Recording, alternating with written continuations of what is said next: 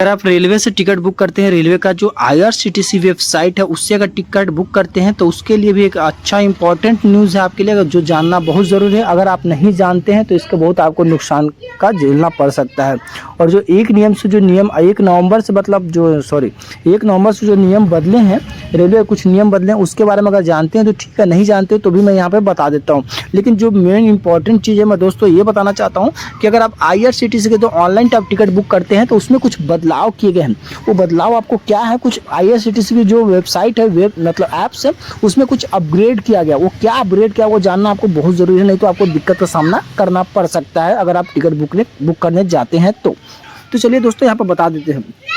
तो IRCTC app के website के जरिए आप ऑनलाइन टिकट बुक कराने के लिए यानी बुक कराने जाते हैं तो यानी कि 1 नवंबर 2024 से नियम बदल गए हैं। भारतीय रेलवे ने एडवांस की जो बुकिंग के बदलाव पिछले महीने ही की थी, लेकिन इस महीने से लागू किया गया है।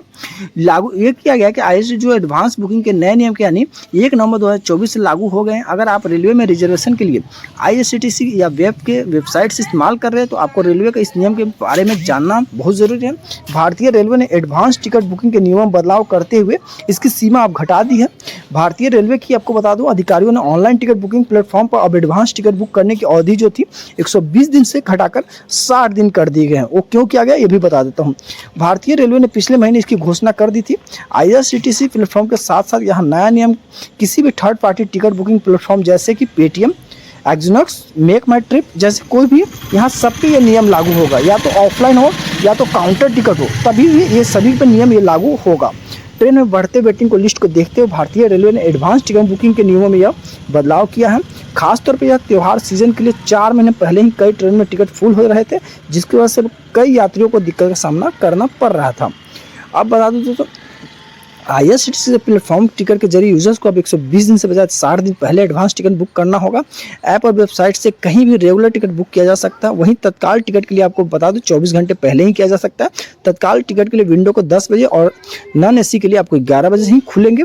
लेकिन ऐसे अगर आप भी एडवांस किसी भी ट्रेन के बुक करना चाहते हैं तो आप केवल 60 दिन पहले ही टिकट बुक कर सकते हैं। और आईआरसीटीसी जो बताया था दोस्तों, प्लेटफॉर्म हुआ जो अपग्रेड हुआ है, तो आईआरसीटीसी में अपने प्लेटफॉर्म को जो पिछले कुछ साल काफ़ी अपग्रेड किया गया है। अब ऑनलाइन टिकट बुक करने के यूजर्स को दिक्कत का सामना नहीं करना पड़ेगा। आपको पता होगा दोस्तों, जब भी आप आईआरसीटीसी में आप लॉगिन करते थे तो लॉगिन करने के बाद क्या होता था, अपने आप डिस्कनेक्ट हो जाता था, मतलब लॉग आउट हो जाता था। ये आपको सामना बार बार करना पड़ रहा था, जिससे अब दिक्कत यह नहीं होगा। आईआरसीटीसी एक नियम निकाले जिसमें बोला कि 8 बजे अगर सुबह आप लॉगिन करते हैं, वेबसाइट में लॉगिन करते हैं तो ठीक 8 बजे रात को आपका वो लॉग आउट हो जाएगा। बार बार आपको लॉगिन का समस्या होता था वो नहीं होगा। लेकिन ट्रेन की टिकट बुक कराने के लिए आपको दोबारा लॉगिन करना होगा। वहीं आप तत्काल टिकट के लिए आपको ठीक 11 बजे ऑनलाइन करना होगा। इसके बाद अगर आप तत्काल टिकट बुक करने जाते हैं तो वहाँ पे आपको लॉगिन बार बार करना होगा इसके लिए।